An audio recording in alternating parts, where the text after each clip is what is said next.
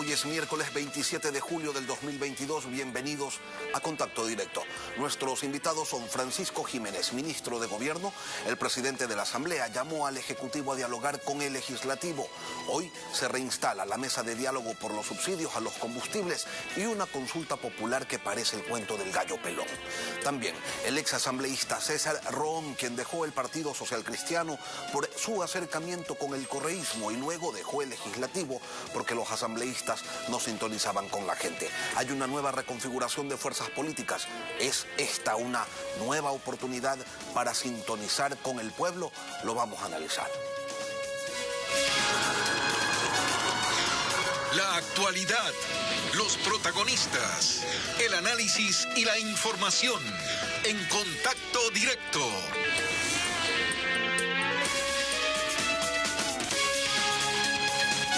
El juez de la Corte Nacional, Luis Rivera, delibera sobre el pedido de nulidad del proceso por presunto peculado en la compra de 7 helicópteros DRUB. La fiscal Diana Salazar asegura que se actuó de acuerdo a la ley y solicita que el caso se declare válido y continúe. El juez deberá resolver hoy. En el segundo día de la audiencia preparatoria de juicio, los 18 procesados por presunto peculado en la compra de 7 helicópteros DRUB insistieron en su pedido para que el caso se anule. Aseguran que en diciembre de 2020, cuando la fiscal general del Estado, Diana Salazar, decidió reabrir la causa, no se notificó a sus abogados. Ella citó una providencia con los casilleros judiciales a los que se envió la notificación. Se acaba de confirmar que sí existió la notificación. Lo que pasa es que eran otros los abogados que patrocinaban a los ahora procesados y no asistieron. Eso es lo que dice la Fiscalía y nosotros mantenemos lo contrario. Se ha violado el derecho a la defensa, se ha vulnerado el debido proceso. El juez Luis Rivera escuchó a las partes, dijo que analizará sus argumentos y los citó para las 2 de la tarde de este miércoles, cuando anunciará si anula el caso o declara su validez y da paso al dictamen acusatorio de Fiscalía. No importa el tiempo que nos tome, no vamos a permitir que este caso quede en la impunidad. Lleva más de 10 años abierto, continuará, pero mientras esta administración se encuentre, proseguirá con la persecución de esta causa. Estamos hablando de un perjuicio de 66 millones. Si se hubiera realizado esa diligencia con la presencia de los investigados, seguramente no se hubiera reabierto la investigación, porque los famosos elementos nuevos no son tan nuevos y no corresponden a la realidad del proceso. Yo considero que probablemente el juez debería declarar la nulidad. Entre los 18 procesados están los exministros de Defensa Wellington Sandoval y Javier Ponce, excomandantes de la FAE y más militares involucrados en la compra de las aeronaves, transacción que se concretó en el año 2008. 4 de ellas se accidentaron dejando 3 muertos y 7 heridos.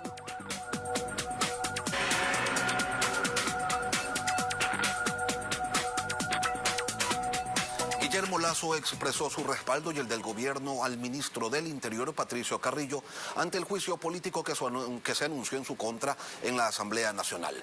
Paralelamente, el jefe de Estado exhibe las cifras que dan cuenta de la reducción de la pobreza y del desempleo en el país como una muestra de que sí se están atendiendo los requerimientos sociales. La agenda del presidente Lasso arrancó con una condecoración, el reconocimiento que su gobierno le entregó a un policía que frustró un asalto la semana anterior, enfrentándose a 2 delincuentes. Durante ese acto, el jefe de Estado expresó su respaldo al ministro del Interior, Patricio Carrillo, para quien se ha anunciado un juicio político. Un juicio político que desde ya lo calificaría como un acto de venganza de los violentos que tienen a sus representantes en la Asamblea Nacional. El general Carrillo no está solo, está el gobierno en pleno junto a él y los asambleístas de la bancada nacional para defender sus acciones institucionales durante el último paro. Más tarde el mandatario se reunió con un grupo de inversionistas. En el evento se dijo que hay casi 200 contratos de inversión firmados, que son 5.000 millones de dólares, y dio cuenta de las últimas cifras del INEC, valores con los que sostiene que su gobierno sí se preocupa por lo social. Hemos reducido la tasa de desempleo en 1.1 puntos porcentuales. y hemos disminuido la pobreza en 7 puntos porcentuales. Hay más de 750.000 personas que vivían en situación de pobreza, que hemos logrado sacarlos de esa situación de pobreza y hemos creado cerca de 350.000 empleos, especialmente en sectores como el sector turístico. Allí mismo Lasso anunció que se buscan inversiones en el área petrolera, en campos y en refinerías. En el segundo semestre, de aquí a diciembre, se van a abrir licitaciones para explorar nuevos campos petroleros, para optimizar algunos existentes y también para mejorar la operación de las refinerías del Ecuador. Pero que para consolidar esas inversiones que generen empleo se necesita cuidar de la paz y del orden, mientras recordaba los efectos de las protestas de junio, que contó ya se están superando. En agosto se iniciará la reestructuración de deudas con la banca pública. Este es uno de los acuerdos alcanzados entre el gobierno y las organizaciones indígenas que participaron en el paro nacional de 18 días. Paul Romero con el informe.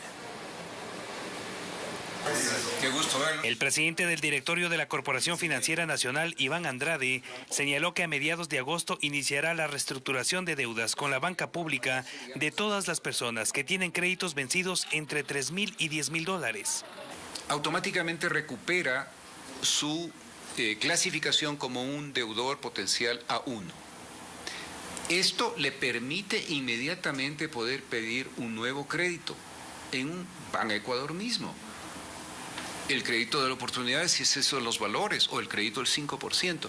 Sin embargo, este martes la CONAIE consideró que lo acordado con el gobierno en esta mesa de diálogo no cumple con todas sus expectativas. Los acuerdos alcanzados sobre la banca pública, privada y cooperativas son un importante avance, pero no es suficiente. Seguiremos trabajando para que la banca privada cumpla con su parte para sacar de la crisis de crédito a miles de familias ecuatorianas. Andrade aclaró que cada entidad financiera privada tiene autonomía para definir con sus clientes el proceso de refinanciamiento. La connotación allí fue de los segmentos: microcrédito, crédito educativo y también se mencionó crédito productivo, me parece. Es un tema voluntario, cada institución financiera lo va a hacer. Esos son los segmentos prioritarios que se habló. Lo que sí se concretó de inmediato tras la firma del acuerdo con la CONAIE es la condonación de las deudas de hasta $3,000 de la banca pública. Esto significa lo siguiente: si es que se condona la deuda, automáticamente sí sale del buró de crédito. La condonación es de $3,000 de capital más todos los intereses vencidos, costas, etcétera. Es una condonación absoluta del valor. Por esta condonación se beneficiaron 27,000 personas, que suma un total de $44 millones según la Corporación Financiera Nacional. En la Asamblea tienen claro que si el Ejecutivo se lo propone puede batear por un año cualquiera de sus iniciativas de legislación y convertirlos en un organismo inútil. Más. Por su parte, el Ejecutivo necesita para ejecutar su plan de gobierno llegar a acuerdos con el Legislativo porque las reformas laborales y el apuntalamiento de las inversiones no se pueden desarrollar únicamente en base a decretos. ¿Qué es lo que se viene entonces? Un bloqueo mutuo donde se pierde el país, donde solo pierde el país, o aún hay espacios para el acuerdo con quienes hasta hace un mes creían que el presidente debía irse a su casa. Lo vamos a conversar con Francisco Jiménez, ministro de Gobierno y Gestión Política. Ministro, buenos días, bienvenido a Contacto Directo. Buenos días, Lenin.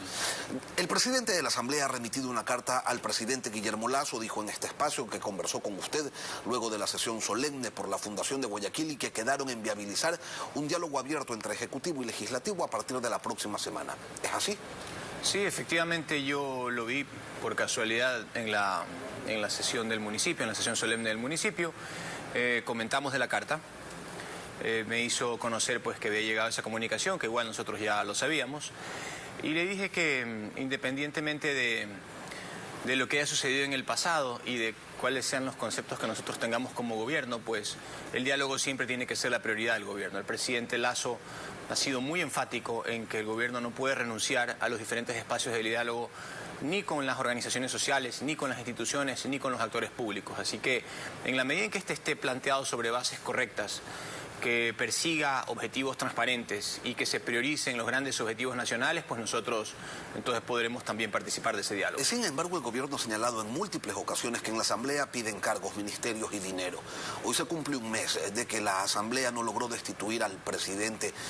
Con quienes lo quieren fuera del cargo, con quienes gestionan prebendas, se van a sentar a conversar. No es tan sencillo, ministro, como decir independientemente de lo ocurrido en el pasado, porque no es cualquier cosa lo que ha ocurrido en el pasado.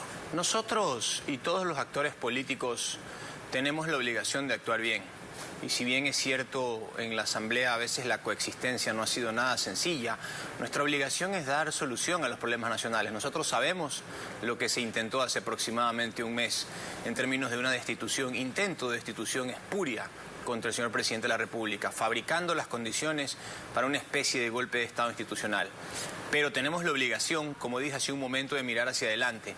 Y hoy por hoy hay cosas que nos preocupan, que siempre han estado ahí en la palestra y que no las vamos a abandonar, como por ejemplo el tema de la ley de inversiones, como por ejemplo la reforma laboral, como por ejemplo una serie de aspectos de reformas legislativas que tienen que ser implementados. Hay un presidente de la Asamblea, hay una serie de organizaciones políticas que no coinciden con nosotros, otros sí, y nosotros tenemos que buscar la manera de empujar el carro hacia adelante. Y sí, lo interesante es que no solo se trata del presidente Saquicela, sino también de algunos otros asambleístas, como por ejemplo los de UNES, quienes han señalado que quieren hablar con el gobierno, y así lo han dicho en este espacio de entrevista. Lo invito a revisarlo.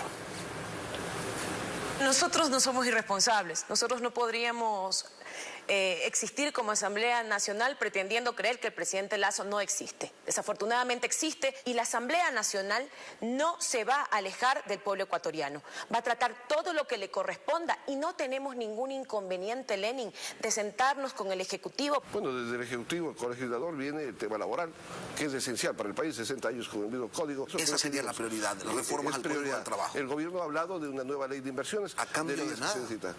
A cambio del Ecuador, a cambio de la gente. No de ministerios, no de cargos públicos, no de prebendas, no de dinero. Así de simple y sencillo debe ser. Los ecuatorianos y los políticos tenemos que pensar un poco más en el país, no pensar en nosotros. Lo ratifica Virgilio Saquicela, diálogo a cambio de nada. Van entonces, ministro, a conformar esta comisión que propone el presidente de la Asamblea. ¿Con qué propuesta iría el gobierno a esas conversaciones? Bueno, por ahora solamente es una carta, ¿no? Es un bosquejo de lo que se pretendería en términos de coordinación entre Ejecutivo y Legislativo. Está bien, podemos tomar esa idea e ir para adelante, pero tenemos que ver concretamente de qué manera se va a componer esa mesa y sobre todo que no sea un espacio obstruccionista más.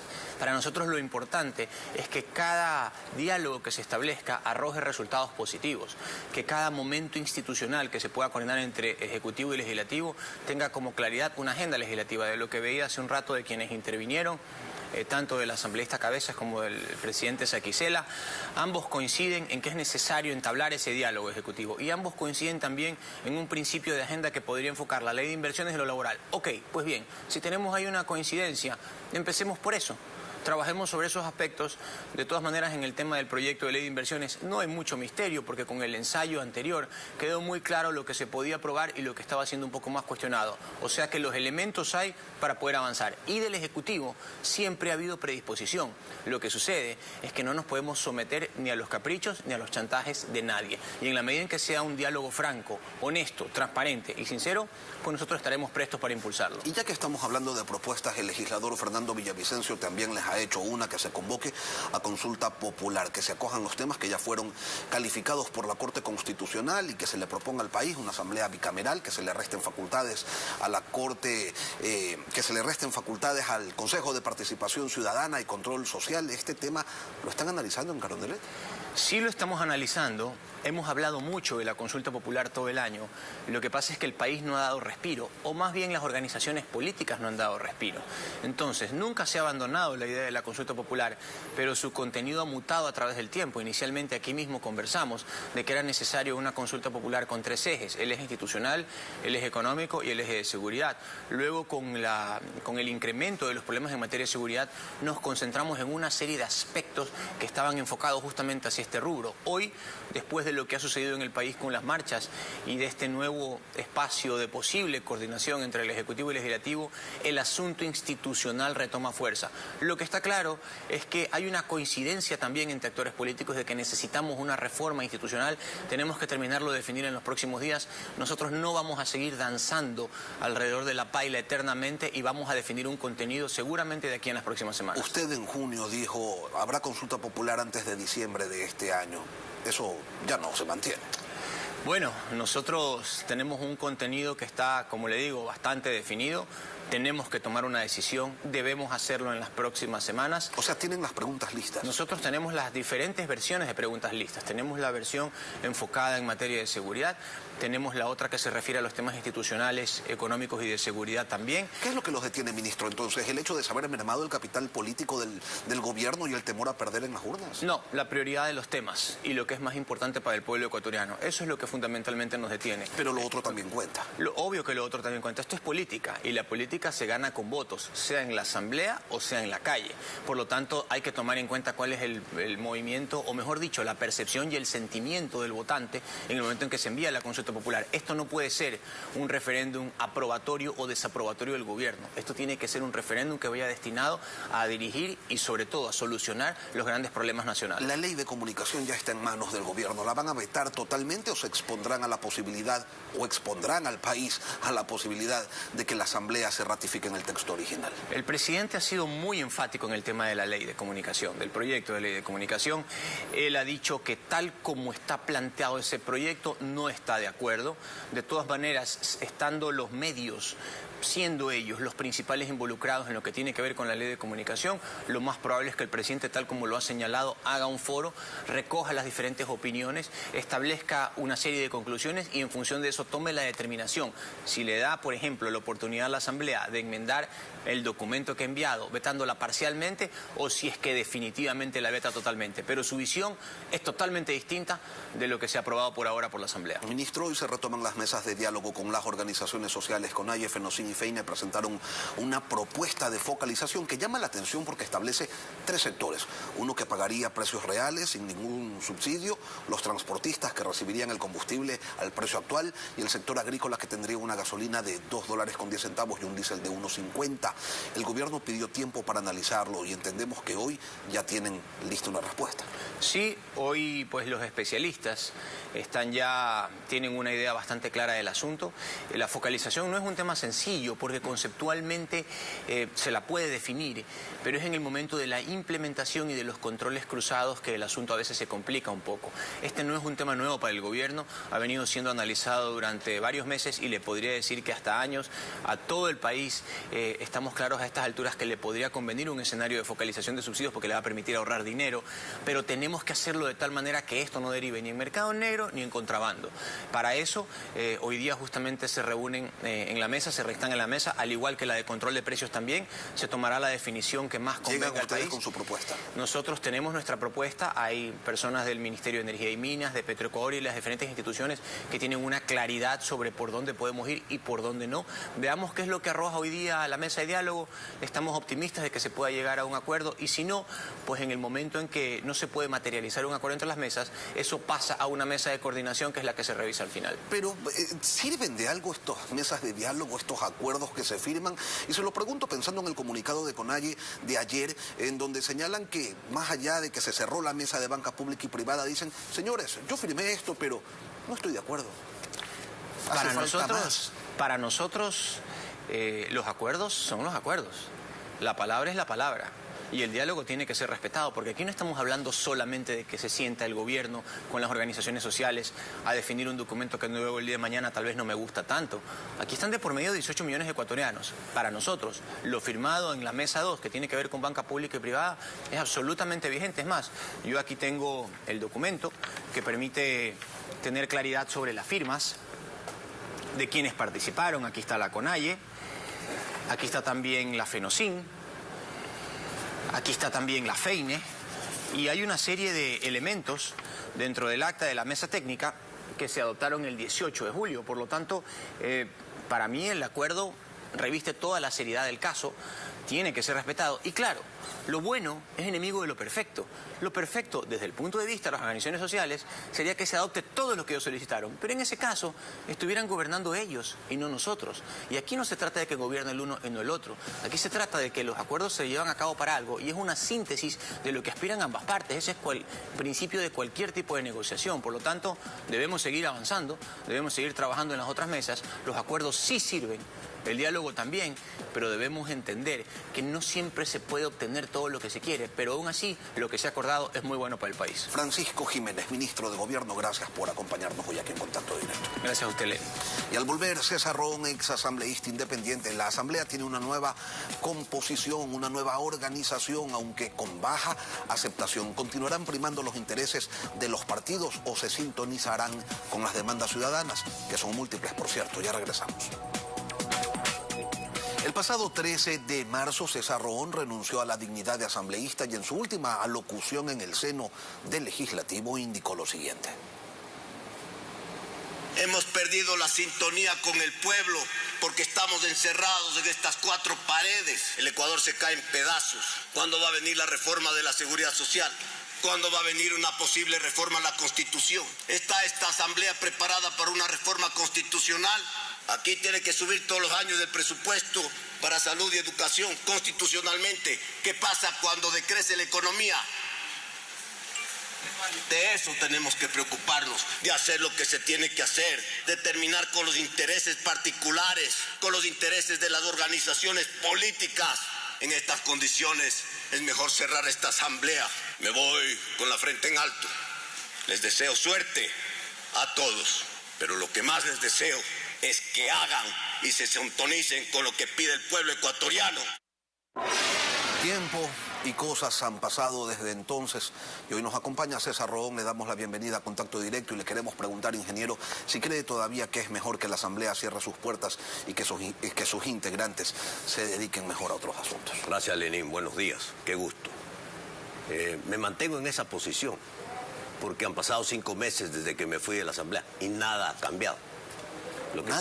Lo que se han cambiado es los intereses políticos dentro de la Asamblea. ¿Cuáles son ahora?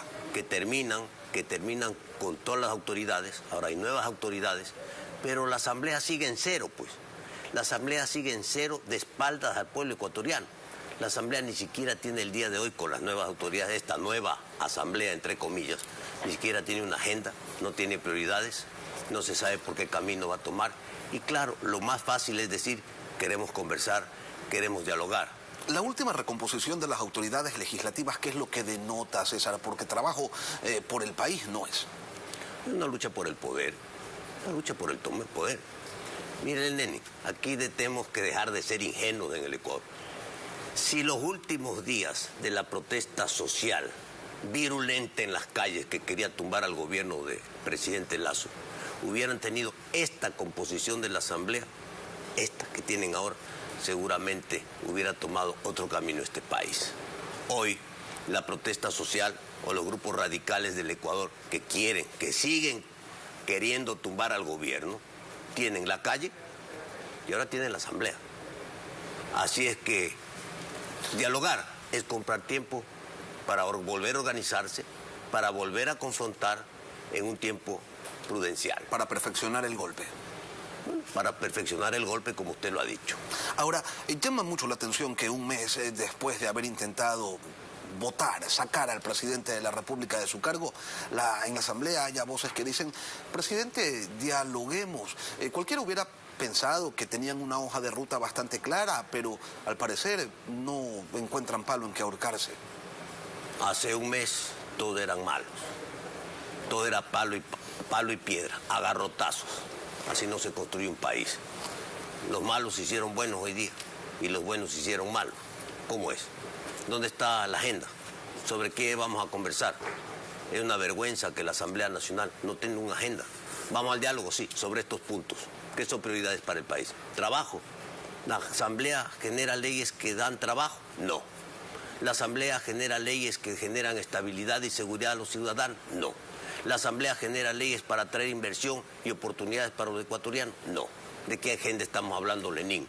La Asamblea Nacional tiene que tener prioridades. Y el Gobierno Nacional también, para sentarse a una mesa de diálogo en su calidad de colegislador, también tiene que llegar pues con los proyectos de ley que le interesan al gobierno. ¿Para qué? Para generar trabajo, para generar estabilidad, para generar inversión, para generar seguridad, que es lo que el país clama el día de hoy. Pero en el legislativo están concentrados, como usted señala, en una disputa por el poder, y en la destitución de Yesenia Guamaní como segunda vicepresidenta participó activamente el Partido Social Cristiano, al cual usted perteneció por mucho tiempo. De sus críticas tampoco se salva el PSC, ¿o sí? No se salva a nadie, pues. Cuando digo que están en la lucha por el poder, todos están en la lucha por el poder. El PSC también ha estado en la lucha por el poder. El PSC es parte importante también de esta desarticulación y de esta nueva articulación de la Asamblea Nacional. Aquí lo que pasa, mi querido Lenin, es que a veces las organizaciones políticas, cuando les conviene, se lavan la cara para decir, no, yo no estoy en esa posición, cuando les conviene. Aquí estamos llenos de conveniencias, pero aquí lo que nos tiene que convenir a todos, es el Ecuador. Y aquí nadie se está fajando por el Ecuador, sino solo y exclusivamente por los intereses particulares. Más todavía ahora que estamos en víspera de iniciar una campaña electoral. Entonces yo no fui, yo sí me porté bien, yo sí hice, tú no hiciste, yo no estoy en esa gallada, estoy en la de acá. Pero a veces usted ve que en este fuego cruzado todos se juntan. Ahora el presidente Saquicela invita al diálogo a Guillermo Lasso y cualquiera diría que ese es el camino, que se entiendan los poderes y que se generen reformas que beneficien a la gente. La respuesta lógica a aquello sin duda sería que sí, pero ¿se puede confiar en ese legislativo controlado por una oposición capaz de aprobar verdaderos bodrios, como por ejemplo las reformas a la ley de comunicación y después de eso aplaudirse entre sí? Mire esa ley que acaban de sacar. ¡Qué vergüenza! Retrocedemos en derechos y libertades. El país no avanza, Lenin, el país no avanza. Esa asamblea no genera confianza. Por eso insisto, en esas condiciones es mejor que se cierre la Asamblea Nacional. El Ecuador tiene que avanzar en una reforma política, porque el Ecuador tiene agotado el modelo de gestión administrativa del Estado. La unicameralidad no funciona más. Y entonces, si no hacemos una reforma popular, entonces es lo menos que se puede plantear. Una consulta popular que además tiene ya allanado el camino, porque está con un dictamen favorable de la Corte Constitucional que permite pues una reforma para eliminar ese Consejo de Participación Ciudadana, reducir el tamaño de esta asamblea, ir a la bicameralidad y, lo más importante, elecciones en segunda vuelta para tener mayorías y para que el poder político, mejor dicho, para que el Ejecutivo no esté secuestrado por el poder político como está el día de hoy. Y los ciudadanos, Lenín, cruzados de brazos, secuestrados por el poder político, sin poder hacer absolutamente nada, porque esta Constitución tiene 50 candados y es casi imposible poder reformarla y cambiarla. Entonces, ¿a quién le corresponde hacer las reformas? A los actores políticos. ¿Y los actores políticos de qué están preocupados? De sus intereses, de la lucha por el poder y debajo de la mesa para tumbarle al gobierno. ¿Una consulta popular impulsada por un gobierno con tan baja aprobación no es un suicidio? A ver, vuelve el cálculo político. ¿De qué estamos hablando? Del Ecuador, ¿verdad? El gobierno tiene que gastarse por el Ecuador. Y si después de este proceso el Ecuador triunfa, qué bueno. Si después de este proceso el gobierno se tiene que ir a su casa, esa será la historia, pero deja haciendo las reformas, deja acomodando, deja arreglando el país, deja un sendero de esperanza que hoy no hay, no la tenemos. Porque para mí, primero hay que llamar a la consulta popular. Y una vez que tengamos día y hora de la consulta popular, el gobierno tiene que jugársela y tiene que llamar a la muerte cruzada. La propuesta de César Ron, ex asambleísta.